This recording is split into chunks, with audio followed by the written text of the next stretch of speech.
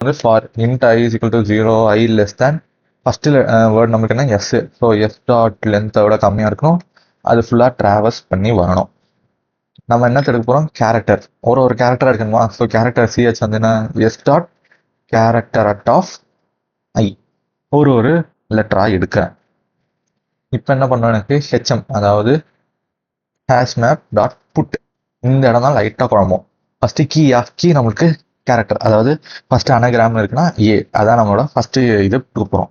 இந்த இடத்துல ஹேஷ் மேப்பில் கெட் ஆர் டிஃபால்ட் போட்டு சிஹெச் கமா 0+1. சுத்தமாக இது புரிஞ்சிருக்காது, ஏன்னா எனக்கும் ஃபஸ்ட் டைம் பார்க்கச்சு ஒன்றுமே புரியலை. இதை மட்டும் ஒரு எக்ஸ்பிளைன் பார்த்துட்டு வந்துடுவோம், ஏன்னா அது புரிஞ்சாதான் செம்மையாக புரியும். ஓகே, இந்த இடத்துல நான் என்ன பண்ணுறேன்? இங்கே இருக்க அதே டப்பாவை மட்டும் உருவிக்கிறேன். நான் ஃபஸ்ட்டு வந்து அந்த லெட்டர்ஸை பார்க்கணுமா? எனக்கு ஏன்றது ஸ்டோர் ஆகிடும். இப்போ எனக்கு என்ன பிரச்சனைனா, இந்த ஏ வந்து ஆல்ரெடி இருக்கா இல்லையான்றது தெரியாது. ஏன்னா இது வந்து ஃபஸ்ட் டைமாகவும் இருக்கலாம், இல்லை ஆல்ரெடி பார்த்துட்டு செகண்ட் டைம் வரையாகவும் இருக்கலாம்.